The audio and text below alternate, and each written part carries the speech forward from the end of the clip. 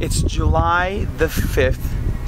And as many of you know, my plan today is to go to our church location, East Jerusalem, where literally in the middle of where all is happening, the rioting, the shooting, the bloodshed's going on, that's where the same area where the young Arab Muslim boy was kidnapped. So this morning has been just one thing after another. Two of our computers have broken. We're driving towards East Jerusalem, Shofat, where our church is. The Shofat is all over the news now. It's on CNN, it's on BBC, it's on Fox News because of the killing and the bloodshed.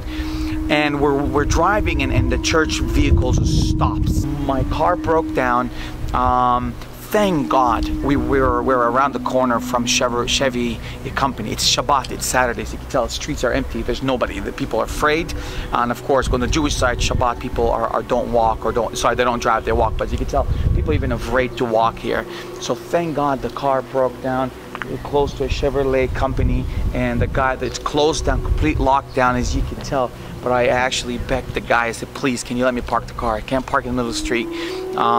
It's too dangerous for us here. So he let us park it in there. His name is Gabriel. What the irony of it? He's Ethiopian Jew. His name is Gabriel. So he was kind enough to let me park the car is broken inside this garage here. This is the entrance to Shofat. Our church is right over there. That building over there is our rental church, which obviously, as many of you know from our newsletter, that we had to leave about 4 days ago. We turned the keys in July 1st. Less than 36 hours later, this all began. One of the community leaders stopped a church vehicle as they're on the way out, carrying all of our church pews and chairs, taken back to our other location in Bethlehem for storage. One of the leaders stopped one of my leaders and told them, when you guys left, you took with you the blessings. And what an amazing testimony to even hear that. We're praying that the blessings and the grace would continue to be upon this place. I mean, as you can tell, it's so quiet. They're gone home for a little bit to have lunch, and they can come back as more riots, more bloodshed, more shooting will happen at literally at any moment. The young man who was kidnapped, down that street there. He lives. His house is literally just that white building. There's a small building behind that. That's where the young man's family are.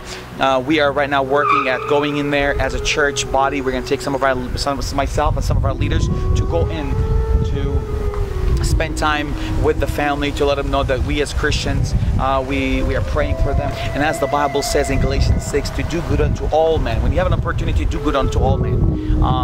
Of course, it also says, especially the household of the same faith. But we want to just let them know that we are here for them. We want to let them know, even though we were moved out, even when we as a church we were pushed out, we still love them, we still forgive them, and we still want to be the light of Christ, even if it could cost us our life. It knows from our evangelistic outreaches we've done, but this is what being a Christian is all about, is taking a stand where the tough gets going.